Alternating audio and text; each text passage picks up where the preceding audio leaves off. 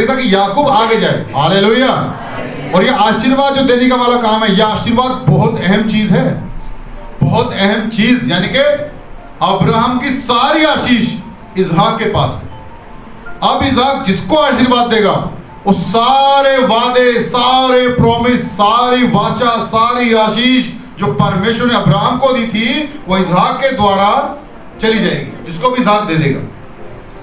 अब यहां पर चैलेंजिंग था कौन आशीर्वाद को लेगा।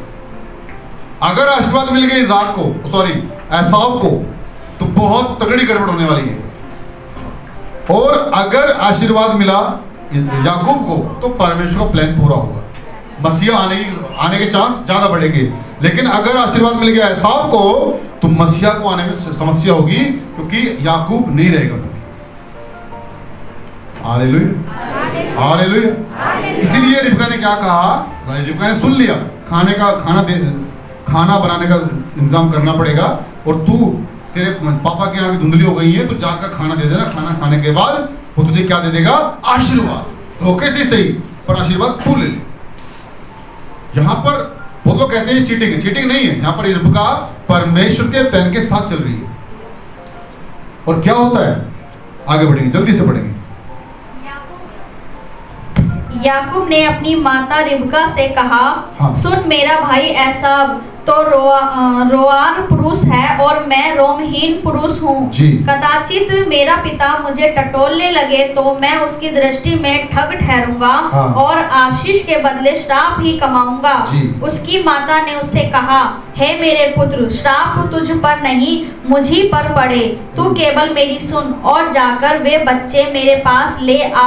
हाँ। तब याकूब जाकर उनको अपनी माता के पास ले आया, और माता ने उसके पिता की रुचि के अनुसार स्वादिष्ट भोजन बना दिया।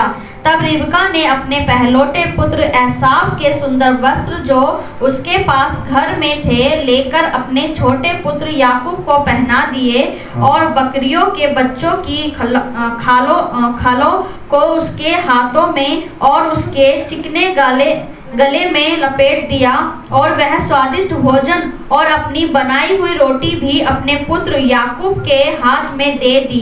तब वह अपने पिता के पास गया और कहा, हे मेरे पिता। उसने कहा, क्या बात है, हे मेरे पुत्र, तू कौन है? याकूब ने अपने पिता से कहा, मैं तेरा जेठा पुत्र एसाव हूँ। मैंने तेरी आज्ञा के अनुसार किया है, इसलिए उठ और बैठकर मेरे अहेर का मांस में से खा कि तू जी से मुझे आशीर्वाद दे। इसहाक ने अपने पुत्र से कहा, हे मेरे पुत्र, क्या कारण है कि वह तुझे इतनी जल्दी मिल गया? उसने यह उत्तर दिया, तेरे परमेश्वर यहोवा ने उसको मेरे सामने कर दिया। फिर इसहाक ने याकूब से कहा, हे मेरे पुत्र, निकट आ, मैं तुझे टटोल कर जानूं कि तू सचमुच मेरा पुत्र एसाव है कि नहीं। यहाँ पर शैतान ने किसका इस्तेमाल किया? इसहाक का इस्तेमाल किया है कि वो आशीर्वाद सिर्फ किसको दे? एसाव को दे। लेकिन परमेश्वर का प्लान अपना यह है कि आशीर्वाद किसको मिलना चाहिए? याकूब को मिलना चाहिए। हालेलुया। चलिए बढ़ेंगे आगे जल्दी।